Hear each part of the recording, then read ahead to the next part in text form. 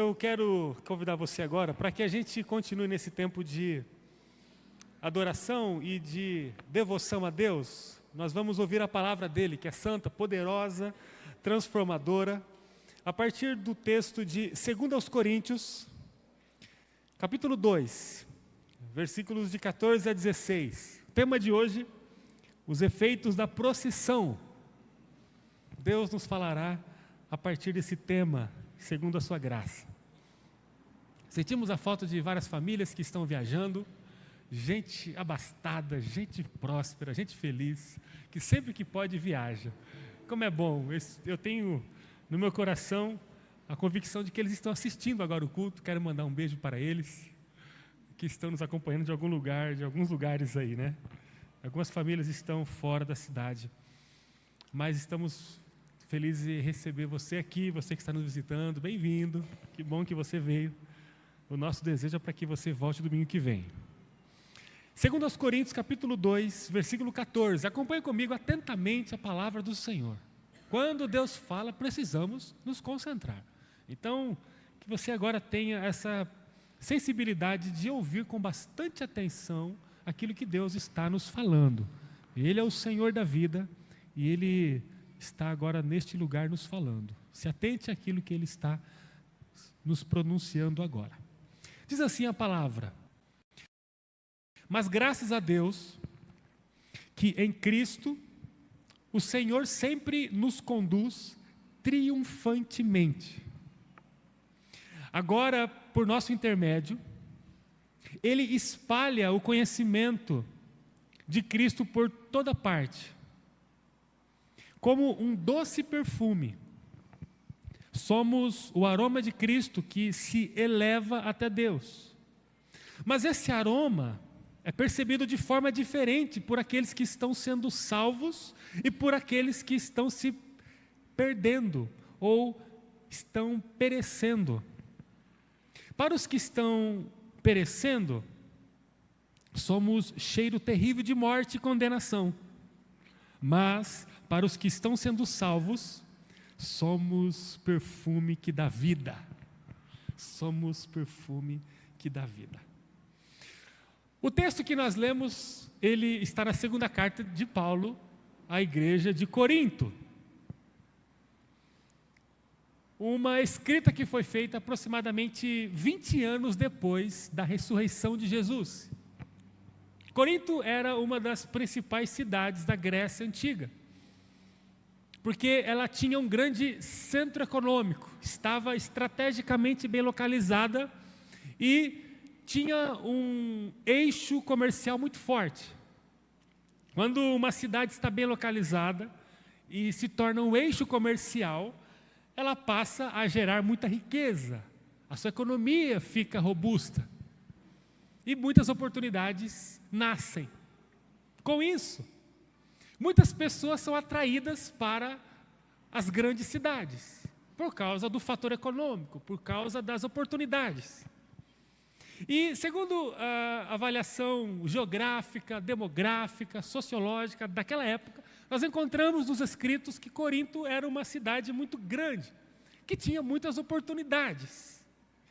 E como toda metrópole, muita gente se aglomerava em torno de Corinto. Era uma cidade muito populosa. Ela era formada por gregos nativos, era formada por romanos, era formada por judeus. E essa multiplicidade de Corinto estava presente em todos os aspectos, inclusive no aspecto religioso. Corinto era uma cidade que tinha templos e santuários por toda parte, de diversos credos. A Bíblia fala sobre o templo de Apolo. Se lermos a Bíblia, vamos encontrar referência a Afrodite, que era aquela deusa do amor, da erotização, da sexualidade. Nós encontramos referência ao deus conhecido como Deméter, ligado à agricultura. Enfim, vários deuses são mencionados nessa múltipla ação religiosa que estava presente na grande metrópole chamada Corinto. Enquanto pensava sobre a igreja de Corinto, nessa tarde, eu estava me lembrando da cidade de São Paulo, aqui, né, no nosso país. São Paulo é a maior cidade da América Latina, América do Sul, sobretudo. Tem ali quase 12 milhões de habitantes. E esses dias eu estive em São Paulo. Vocês acompanharam a minha ausência aqui. E eu estava pensando sobre essa cidade que recebeu a carta do apóstolo Paulo. Uma cidade bastante tumultuada, muito eclética, muito rica e, por isso, catalisadora de muita gente, muitas crenças diferentes. E eu estava pensando sobre São Paulo e me veio à mente uma experiência que tive lá, alguns dias atrás. Em um domingo pela manhã, eu estava indo para um culto lá em São Paulo. Na minha solitude, andando de metrô para lá e para cá, e eu estava num percurso lá para chegar à igreja que eu queria conhecer, participar do culto. E no caminho da igreja, eu encontro um movimento bem no centro de São Paulo. Um movimento bem assim, agitado, muita gente de preto e vermelho. De longe eu achei que era algum movimento de alguma torcida de futebol, de time de futebol, alguma coisa assim, pessoal ali, muita gente chegando o tempo todo, e aí, curioso, né, sozinho, falei, o que está acontecendo ali? E eu cheguei mais perto do movimento, e tinha muita gente mesmo. Inicialmente, achei que era alguma coisa relacionada à política, depois não, mas fui me aproximando, e descobri que era uma marcha para Exu. Uma marcha para Exu. O Senhor das Encruzilhadas. Você entraria lá no meio do povo? Eu entrei. Fui lá. Me lembrei daqueles textos que me dão garantia de quem eu sou em Jesus. Fui lá. E um povo meio se entortando, muita gente, pessoal. Eu estou falando de São Paulo. Avenida Paulista em São Paulo, meio-dia, domingo. Muita gente. Pessoal se entortando, muita fumaça de cigarro, incenso, pipoca, tambor. Uma gente feia e sofrida. Mas eu fui entrando, eu sabia que Jesus está em mim, eu sou guardado pelo sangue de Jesus, e eu tenho as minhas seguranças. Eu fui lá ver o que estava acontecendo. Fui pedindo licença e fui entrando no meio. Mas poucos metros daquele lugar, estava tendo uma celebração a Jesus, o Senhor da vida, para onde eu estava indo. E eu terminei meu percurso e não parei ali na marcha, só passei, fiquei um tempo, conversei com algumas pessoas e segui o meu caminho, fui para o culto, e que experiência maravilhosa. Em poucos metros, num espaço geográfico bem curto, você encontrava ali uma adoração a Exu, e ao mesmo tempo, em outro lugar bem próximo, uma adoração a Yahvé, ao Senhor Deus poderoso, a Jesus o Salvador. E Corinto era assim. Corinto tinha, na mesma rua, provavelmente, diversas expressões de fé. E desse tumulto todo de expressão cristã, ou de expressão religiosa, com dificuldades de sintonia dentro de um mesmo espaço, a gente encontra Paulo escrevendo à igreja, inspirado pelo Espírito Santo, algumas coisas importantes que eu quero lhes passar. Primeira coisa, dentro desse contexto de uma cidade extremamente confusa em suas compreensões, Paulo ele escreve no capítulo 2 que nós lemos, palavras poderosas que sustentam algumas verdades. E a primeira verdade que o texto nos traz é que a igreja de Jesus é uma igreja triunfante. É um povo triunfante. O versículo 14 que nós lemos diz: mas graças a Deus que em Cristo o Senhor nos conduz triunfantemente. No meio de tantas opções de cardápios religiosos, espirituais, nós encontramos não apenas na Idade Antiga, ou no início da era cristã, mas também nos dias atuais, um povo que é triunfante. Apesar de toda a bagunça do mundo, através de Cristo, Deus conduz um povo triunfante. Eu quero dar atenção para esse termo triunfante. O que você entende sobre o evangelho triunfante? Como você descreveria hoje para alguém o evangelho triunfante que a Bíblia faz referência? O que é para você o evangelho triunfante? Paulo ele fala que a igreja é conduzida na realeza, na corte de Cristo, de uma forma triunfante. E se você se vê como igreja, essa descrição é para a sua vida. Possivelmente na mente de Paulo estava a imagem do triunfo militar romano.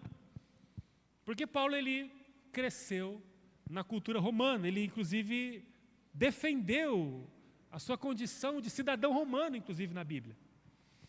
E antes de ser inclusive um soldado romano, a Bíblia diz que Paulo ele trabalhava, ou melhor, enquanto ele era um soldado romano, ele trabalhava intensamente contra, inclusive, a igreja. A gente olha para a Bíblia e vê Paulo entrando nas casas dos judeus, dos cristãos, tirando-os de lá para levá-los à prisão como um soldado romano. Então, Paulo, quando ele fala sobre um povo, uma igreja triunfante, ele tem algumas características sobre o que é ser triunfante a partir da sua cultura, a partir da sua compreensão existencial. E aí nós temos que voltar para a estrutura militar de Roma. Nós encontramos que há uma característica muito própria do exército romano, quando ele vencia suas batalhas, quando ele triunfava. A campanha vitoriosa do exército romano tinha que sempre terminar com um cortejo, com uma procissão. A vitória tinha que ser muito comemorada sempre. E Paulo começa a pensar nas características de um exército triunfante para falar à igreja que a igreja era um exército triunfante. A cada vitória, a cada campanha vitoriosa, o exército se organizava para celebrar. A vitória tinha que ser sempre sobre um inimigo estrangeiro, nunca sobre um conterrâneo, nunca uma guerra civil entre si, mas sempre que o exército romano ganhava uma batalha diante de um exército estrangeiro, então se comemorava muito. E nessa guerra, sempre para se ter um cortejo, tinha que ter uma vitória sobre ao menos 5.000 soldados. Era uma coisa grande. A vitória tinha que revelar uma extensão territorial. Não valia simplesmente o ataque, mas tinha que ser uma vitória contundente, onde muitos oponentes caíssem em terra mortos. Não sei se você sabe, mas Paulo ele tinha essa veia militar muito forte em sua formação. Diante da própria perseguição romana, depois de convertido, no capítulo 22 de Atos, ele diz, olha, eu sou um cidadão romano, eu vivi todas as nuances da cultura romana, da filosofia romana, das diretrizes romanas, eu sou romano, diz o texto sagrado, quando Paulo está se defendendo diante da perseguição da própria Roma, enquanto ele estava avançando como um pregador do evangelho. Paulo, ele era esse militar romano, que sabia muito bem como é que funcionava o triunfo romano. E na cultura romana, a procissão, ela era gloriosa. Primeiro, iam os soldados do Estado e do Senado, abrindo a procissão.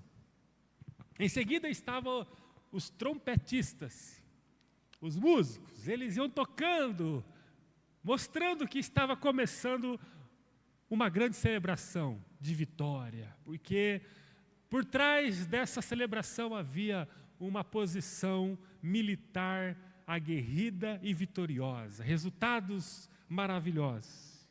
Depois que os trompetistas entravam, eles recebiam no cortejo, na procissão, os despojos, utensílios, materiais que eram obtidos do território do inimigo, como mostra da conquista. E logo partiam os sobreviventes que conseguiram se escapar da morte. Os sobreviventes do grupo do inimigo, eles eram amarrados, cativos, e eram levados como amostra da vitória. Eram sempre encadeados e acorrentados. Mais atrás vinham outro grupo de músicas sacras, liras, seguidas com os sacerdotes que vinham logo em seguida balançando incensários que queimavam e geravam uma fumaça de um perfume doce. E atrás dos sacerdotes vinham logo em seguida o general, o grande general do exército romano.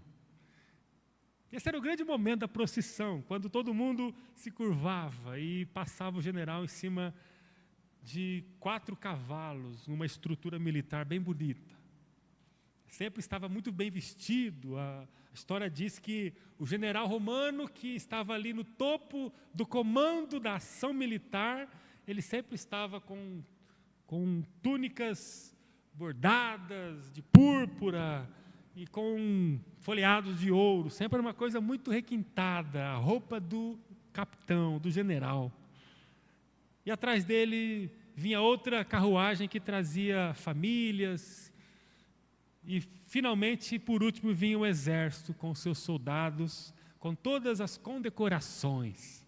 Era uma coisa lindíssima, magnífica. E a procissão caminhava até o momento em que chegava numa praça principal. E ali se gritava expressões de júbilo, de vitória. Era um dia de muita importância para Roma. Com essa imagem mental, Paulo, sob a ação do Espírito Santo, ele diz para a igreja: vocês são triunfantes. Vocês têm uma vitória diante de vocês que não cabe na cabeça de vocês. Por isso, toda ação que vocês possam elaborar de celebração pela vitória, vocês devem elaborar. Qualquer oportunidade, qualquer energia despendida, qualquer recurso, qualquer talento, qualquer patrimônio, tudo que vocês podem entregar para expressar a alegria da vitória, vocês devem entregar, porque vocês são triunfantes. Não é uma vitória casual, pontual, pequena, mas é uma vitória que precisa ser elaborada de uma forma em que o grito de vitória, de alegria, de júbilo precisa ser estridente, estrondoso, porque essa vitória, ela é gigante, vocês são triunfantes. A Bíblia diz que a igreja é triunfante. Segunda coisa, o povo de Cristo, ele, além de ser triunfante, ele exala um perfume. Na procissão romana, atrás dos músicos, com as suas liras, instrumentos musicais, estavam os sacerdotes romanos, que iam balançando seus incensos. E esse incenso, ele queimava, e gerava ali um doce perfume da vitória. E no versículo 15, texto que nós lemos, Paulo ele fala desse aroma. Ele fala de um aroma que não é do incenso, mas é um aroma que o povo de Deus exala. Paulo ele fala que esse aroma ele está atrelado ao conhecimento de quem é Cristo. Paulo fala que o povo de Cristo ele exala um perfume do próprio Cristo. É como que se ele pulverizasse borrifasse um perfume em que todo mundo pode sentir. Ele fala no versículo 15, somos o aroma de Cristo. E Paulo tinha essa imagem dos sacerdotes que ficavam com seus incensários balançando enquanto a procissão passava, e aquele cheiro tomava conta de todo o ambiente. Assim como na procissão romana, os sacerdotes eles devem sacudir esse incenso para que o cheiro possa tomar todo o ambiente da existência. E quando Paulo ele fala isso, certamente o Espírito Santo está associando essa condição da igreja, de sacerdócio real. Você deve se lembrar daquele texto de 1 Pedro 2,9, quando Pedro diz que nós somos o povo adquirido por Deus, a nação santa, o sacerdócio real. Nós somos, segundo uma compreensão da Bíblia, esse grupo de sacerdotes que está dentro de uma procissão triunfante, vitoriosa, sacudindo os nossos incensários para que o bom perfume, o aroma de Cristo seja pulverizado. Mas quando os sacerdotes faziam isso lá na procissão romana, dois efeitos aconteciam. O primeiro efeito era o efeito de morte. O versículo 15 e o versículo 16, eles dizem que esse aroma que os sacerdotes emitiam através do incenso gerava dois efeitos no grupo que participava da procissão. O primeiro efeito era o efeito de morte. Versículos dizem: mas esse aroma é percebido de forma diferente por aqueles que estão sendo salvos e por aqueles que estão perecendo. Versículo 16. Para os que estão perecendo, esse aroma, ele tem cheiro terrível de morte e condenação.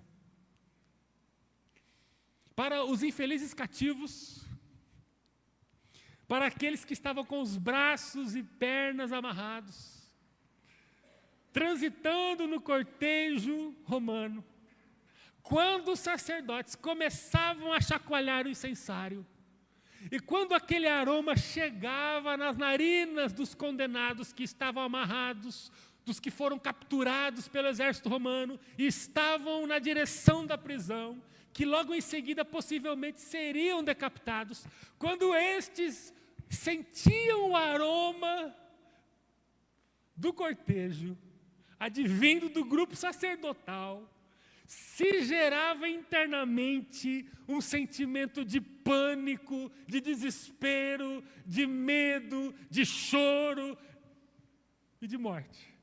É como se a morte pudesse ser antecipadamente sentida só pelo fato de se inalar o aroma do sacerdote. Esse aroma ele era insuportável para os prisioneiros que estavam condenados. Esse aroma ele era desesperador. Ele trazia extrema inquietação. Como o texto diz, o cheiro era terrível. Terrível! Mas o mesmo aroma, ele gerava também no grupo outro efeito, que era o efeito da vida. Para o general, para as tropas vitoriosas, o aroma do perfume que vinha do grupo sacerdotal era um aroma de alegria. Eles saltavam de alegria, porque eles estavam numa procissão triunfante, vitoriosa. Eles celebravam a vida, os familiares se abraçavam, porque o pai estava ali, o soldado viera novamente para o seio da família, ele não pereceu no campo de batalha. eles celebravam a nova oportunidade, eles celebravam a nova chance, eles celebravam o dom da vida, eles jubilavam, eles dançavam, eles pulavam de alegria, porque quando eles sentiam o aroma sacerdotal, entrava no coração deles a mensagem da vitória, da vida. O versículo 16 diz: mas para os que estão sendo salvos, diz Paulo à igreja, nós somos o perfume da vida. Quando os sacerdotes balançavam os incensos, o aroma chegava às narinas da tropa vitoriosa, e eles começavam a dançar, louvar, gritar júbilos de vitória. A alegria tomava conta de todo mundo, era uma festa descontrolada. Quando a nuvem do incenso sacerdotal se elevava na procissão, 2 cenários eram instituídos simultaneamente. O primeiro era o cenário de morte, tristeza, incômodo, aflição. O segundo cenário era um cenário de celebração e vitória, de alegria. Para terminar, para a gente orar. A procissão de Cristo está passando.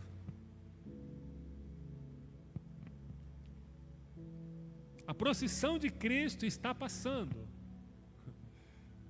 Jesus está com a sua procissão passando.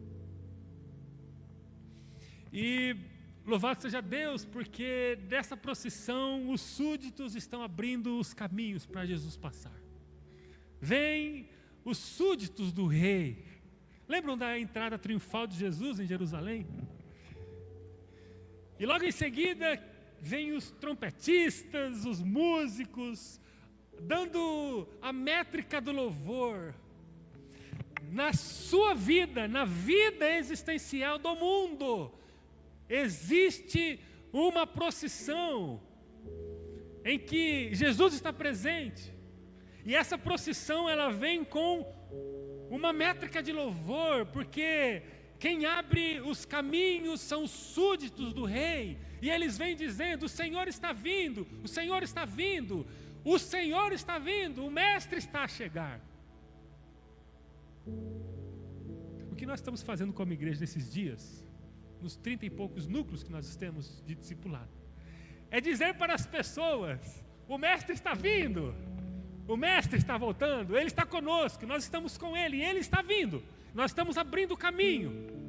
Lembro-me de Lucas 10, quando Jesus está dando o manual dos discípulos, Ele diz no começo de Lucas 10, aos discípulos: vão adiante de mim, porque logo em seguida eu vou. Vão de 2 em 2, vão em casa, comecem a ministrar o shalom, a paz, digam que eu já estou indo, porque eu já estou indo. Interessante que na mente de Jesus, os seus súditos vão à frente, porque essa era a maneira de acontecer dentro dos contornos militares. Os súditos vinham abrindo o caminho e logo em seguida vinha o rei. Interessante que nem sempre a gente percebe que a procissão de Jesus está passando. E os súditos vão abrindo o caminho e vão dizendo: o Senhor está vindo, o Rei dos Reis está vindo. Apocalipse 4:8 diz que os súditos do rei o adoram 24 horas por dia, dia e noite, sem parar, diz o texto. Versículo 8 diz: dizendo: santo, santo é o Senhor, o Deus Todo-Poderoso, o que era, o que é e o que há de vir. Existe um grupo no mundo, esse grupo respira, esse grupo você enxerga, nós enxergamos. Esse grupo está palmilhando no mundo, dizendo: o rei está vindo, o rei está vindo, Jesus está conosco, e Ele está aqui, e Ele está vindo. A mensagem da procissão de Cristo pronuncia que Jesus está vindo, mas não apenas isso, também pronuncia que Satanás foi derrotado para sempre.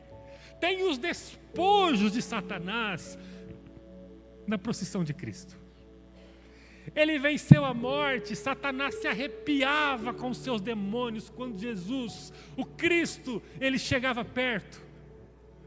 Os demônios não sabiam o que fazer, como se comportar quando Jesus de Nazaré se aproximava. Por quê? Porque Jesus, ele tem toda a autoridade no céu e na terra. Ele sempre foi o Senhor da vida. Ele, o Pai e o Espírito são um. E esse Jesus, diante da força das trevas, é incomparavelmente, gloriosamente eterno. Impossível de se comparar. E nessa procissão, Jesus, ele vem mostrando a sua vitória sobre o inimigo. E é glorioso pensarmos que não apenas Jesus é vitorioso sobre o inimigo, mas todo o seu povo também. Porque quando ele vem, ele passa pelo martírio, ele ressurge ao terceiro dia, ele homologa, ele faz uma autenticação eterna, para que todos aqueles que nele crê, vivam com ele como cordeiros de Deus, conforme diz Romanos 8. Jesus, ele passa a atrair uma parte da humanidade para ser a sua própria existência santa. Nós somos com Deus um no Pai. João 17 vai dizer que Jesus orando ao Pai, ele vai dizer: olha, Senhor, que eles sejam um conosco. Olha o que Jesus diz. Ele diz ao Pai, orando pelos discípulos: Pai, que eles sejam um conosco. É como se a gente participasse de uma forma que não se pode explicar da Santíssima Trindade, porque nós somos enxertados na natureza de Deus através da obra redentora de Jesus. Efésios 1 vai dizer que nós somos selados pelo Espírito Santo e abençoados com todas as sortes de bênçãos espirituais no mundo espiritual. Nós somos estes. Poderíamos declamar aqui Romanos 8. Nós somos mais do que vitoriosos em Cristo Jesus. Quem pode nos separar do amor de Deus em Cristo Jesus? João Evangelista diz que nós não podemos sair das mãos de Jesus se um dia Ele nos pegou. É poderoso sabermos que Jesus, ele traz os despojos de Satanás, o derrotado, e a gente está junto com Jesus no mesmo movimento, no mesmo grupo, na mesma procissão.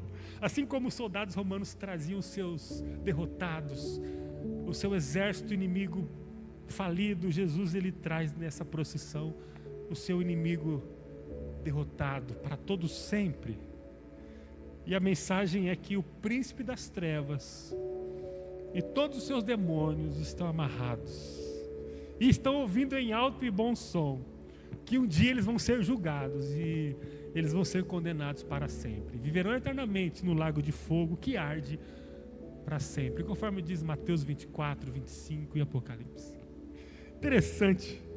Jesus, ele vem com essa procissão falando sobre essa mensagem de vitória. E no meio dela estão os sacerdotes, homens e mulheres apaixonados por Jesus, balançando seus incensários, elevando a fragrância, pulverizando o perfume de Jesus para todo mundo. Você fala muito bem inglês. Fala muito bem. Muito bem. O Du falou assim: agora eu quero ver ela parar. Eu falei: não precisa parar mesmo. Fala mesmo, fala muito bem. É uma benção. Mulher de pastor. A Elô também fala muito bem. Vai ser a próxima pregadora da Rede de Mulheres. Vai ser. Os irmãos concordam? Já unanimidade, não tem contrários. E o que vocês fazem aqui, e acho que quando a Érica veio, o pessoal que está meio apressado para depois comer o cachorro quente, nossa, mas outro testemunho, 3, né? Não poderia ser um cada domingo. Mas eu sei que é só uma fração do que nós vivemos, né? Tantos que poderão vir aqui e testemunhar o que Deus tem feito nos pequenos grupos, nos discipulados e por aí vai. A questão é que a gente, vocês e nós, todos que vivemos isso, nós temos um incensário nas mãos. E a gente está nessa procissão com o Rei dos Reis, balançando esses incensários que revelam o perfume de Cristo, o Senhor da vida. E a gente vai balançando mesmo, e vai falando mesmo, e vai mandando mensagem mesmo, e vai sendo esse porta-voz de uma vida gloriosa e estrondosa em Deus. Porque nós somos estes sacerdotes que estão ali em volta da procissão, balançando aquilo que vai tomar todo o ambiente, que segundo o texto é o conhecimento do próprio Cristo. A procissão de Cristo estava passando diante daquele momento em que Jesus ele viveu no mundo. Mas a procissão de Cristo também continua passando hoje, através de nós. Nós somos o povo dele. E a mensagem que o Senhor nos traz nesse momento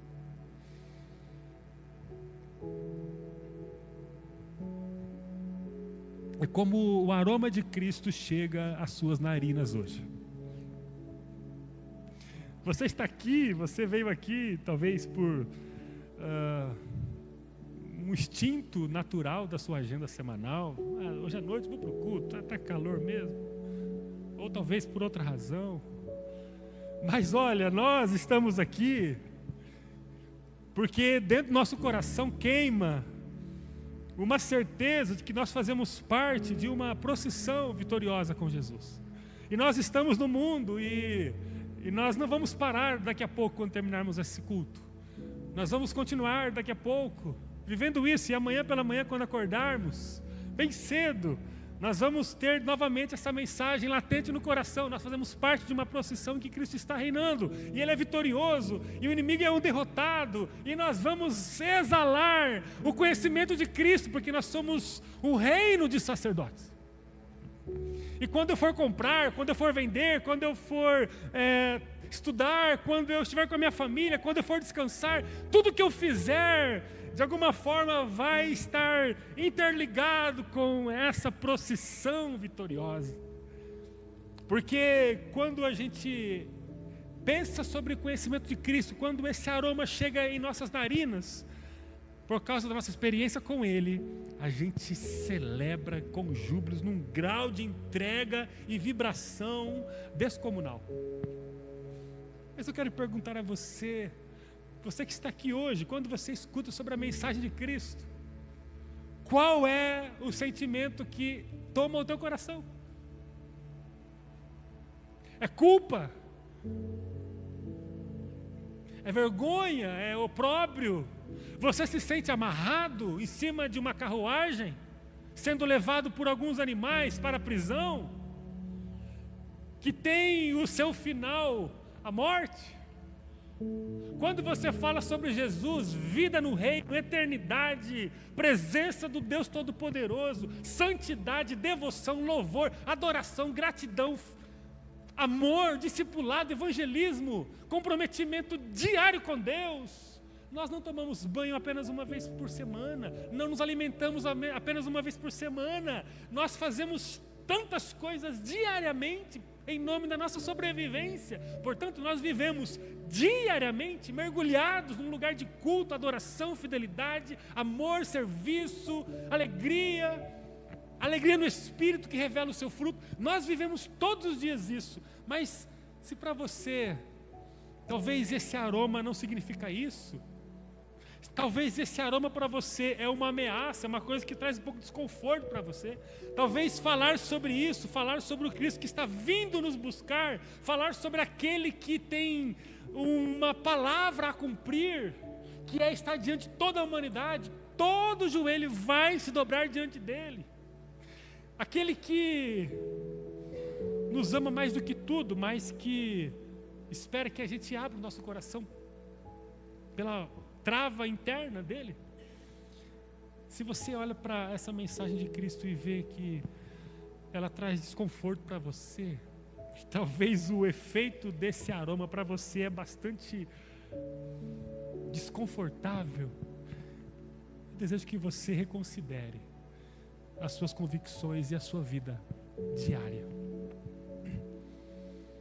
Você está na multidão que grita e saúda o rei dos reis, o general vitorioso, ou você está amarrado no meio do cortejo? Talvez por incredulidade, talvez por fraquezas, talvez por acomodação, talvez por vícios, talvez por distanciamento da vontade de Deus, talvez por distanciamento da palavra, da oração. Você é aquele que está amarrado dos pés à cabeça, cheio de culpa, estigmatizado, envergonhado. Alguém que um dia já passou por um momento de intensa vida com Deus, mas se perdeu em coisas enganosas, coisas falidas, mas que tem sabores atraentes, e você foi se envolvendo, e se viu amarrado, amordaçado. Você, quando escuta dessa mensagem, o que vem no teu coração? Qual é o efeito desse aroma chamado conhecimento de Cristo? O versículo diz que nós lemos, mas esse aroma é percebido de forma diferente por aqueles que estão sendo salvos e por aqueles que estão se perdendo. Para os que estão sendo salvos, esse perfume gera vida, ele dá vida, ele revela vida, e essa vida aqui é uma vida triunfante. Para os que estão se perecendo, é um cheiro terrível de morte e destruição.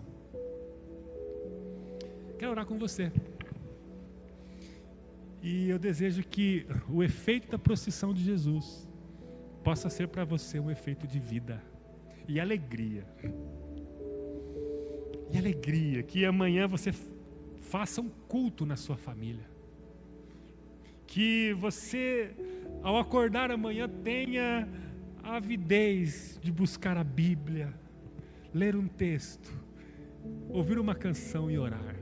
E se você puder fazer o discipulado, vai ser bem melhor para você, porque você vai estar amarrado com algumas pessoas que estão fazendo isso também. Vai ajudar. Você vai se animar para fazer. Mas olha, se envolva nesse lugar em que Cristo está reinando. E o ame todos os dias. A mensagem do Evangelho é para você e para mim. E ela precisa gerar em nós vida e não ameaça e morte. Quero orar com você. Pode fechar os teus olhos agora, por favor? Como é que você chega aqui hoje? Como é que está o teu coração em relação a Deus? Está correndo demais? Você está trabalhando demais e está se esquecendo que há uma procissão passando? Você está tão atordoado de atividades que para você conhecer a Jesus é um acessório que pode ser utilizado ou não. Você está correndo demais, que para você ter um tempo com Deus é uma coisa parcial, é uma coisa que pode ser substituída, é uma coisa que pode ser prorrogada. Você está correndo demais a ponto de não se aliançar com a igreja imperfeita, problemática, a igreja que Jesus está edificando. Você está tão cheio de compromissos que não cabe na sua grade de compromissos um vínculo, uma aliança em cuidar de pessoas, em orar por pessoas. Você passa uma semana, 6 meses, 1 ano sem mandar uma oração para ninguém. Na verdade, se um dia você orar por alguém na sua família, a sua família vai achar que você está doido, descontrolado, porque a oração não faz parte do seu perfil, da sua prática. A sua família não associa a oração com a sua imagem. A sua família não associa a oração com o seu comportamento regular, permanente. Eu desejo que o nosso coração seja renovado agora. E olha,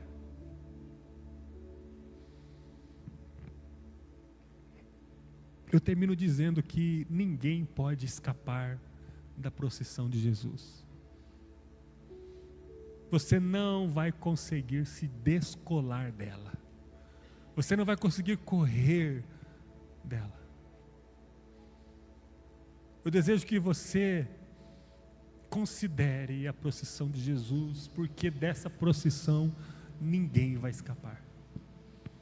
Você pode prorrogar esse encontro.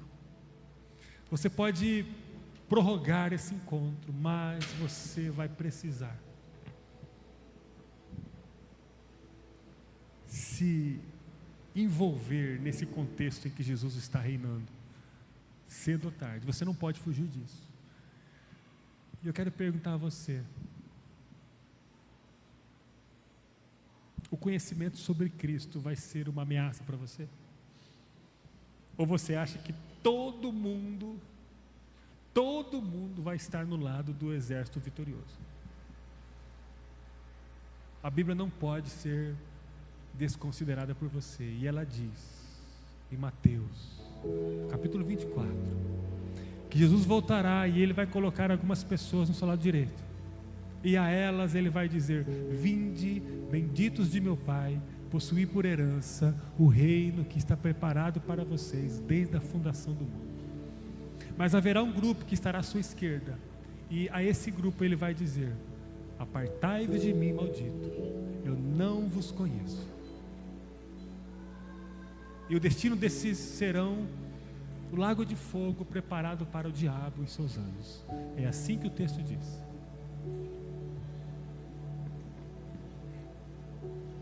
Ninguém tem garantia da vida. Essa semana em nossa cidade, uma amada mãe, com seu bebê, andando no transporte coletivo daqui, numa fração de desatenção, se encostou numa porta do coletivo. A porta se abriu, ela caiu de costas, teve traumatismo craniano e faleceu. Uma jovem. Com certeza, aquela mulher cheia de saúde jamais imaginava que ela terminaria aquele dia sem vida.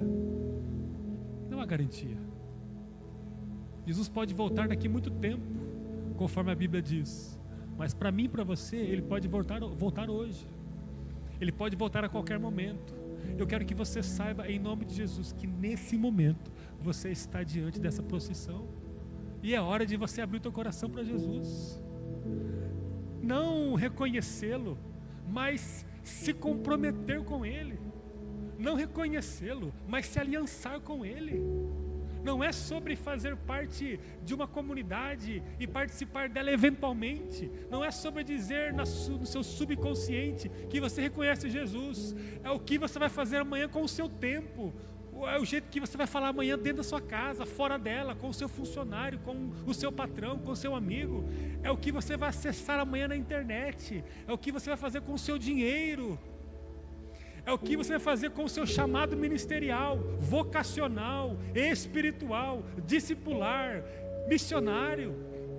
É o jeito que você vai contagiar as pessoas na sua rede social, no seu grupo de amigos, no seu pequeno grupo de amigos. É sobre uma vida com Jesus. É sobre o conhecimento dEle. É sobre ter uma experiência interna, intransferível, poderosa. É sobre revelar o aroma de Jesus. É sobre ser um sacerdote, uma sacerdotisa que vai andar no mundo, chacoalhando o seu incensário, dizendo: esse é o Jesus, esse é o Jesus. Aqui eu revelo sobre Jesus, Senhor da minha vida, o maior amor da minha vida, está aqui. E aí esse cheiro, esse aroma, esse perfume, ele vai cair em muitas narinas. E para alguns vai ser loucura. Você pode se tornar um objeto de escárnio, de zombaria.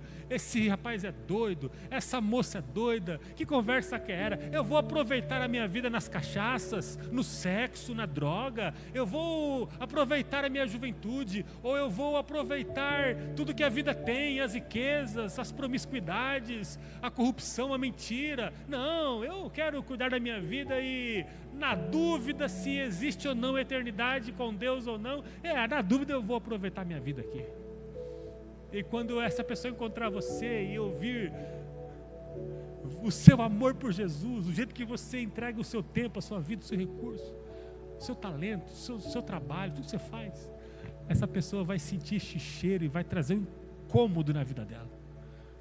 Ela vai sentir náuseas, porque para ela é um cheiro de morte, é o cheiro de acusação, é o cheiro em que ela vai se sentir incomodada.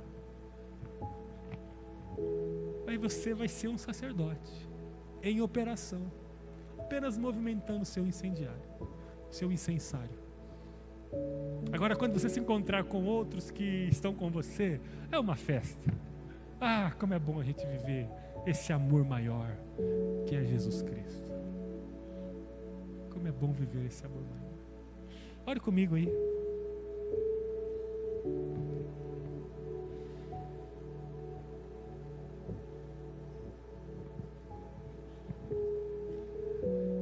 Oh Deus, você pode orar agora comigo, Senhor?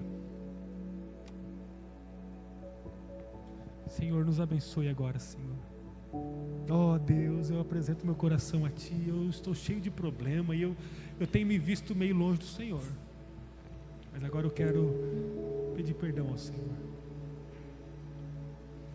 Oh Deus, me ajude, Senhor.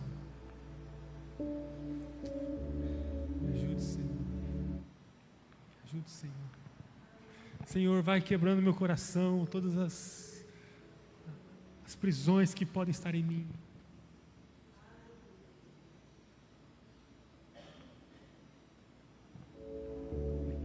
Vai quebrando, Senhor.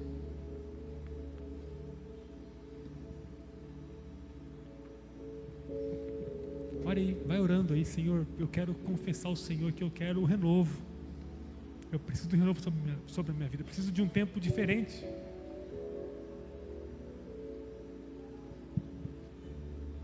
Ah, Deus, você pode colocar a mão sobre quem está ao teu lado e ora por elas.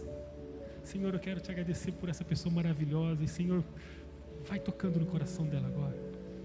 Nós não seremos surpreendidos pelo aroma do conhecimento de Cristo. Nós não seremos estes. Nós não seremos surpreendidos. Nós não vamos passar a nossa vida sendo conduzidos nesse cortejo, amarrados no carro dos prisioneiros, porque nós não somos eles. Em nome de Jesus, eu quero, Senhor, pedir agora, fale comigo, fale com essa pessoa, toque em nossa vida e, Senhor, nos dê a libertação que nós precisamos, nos dê a cura que nós precisamos. Abra os nossos olhos em nome de Jesus.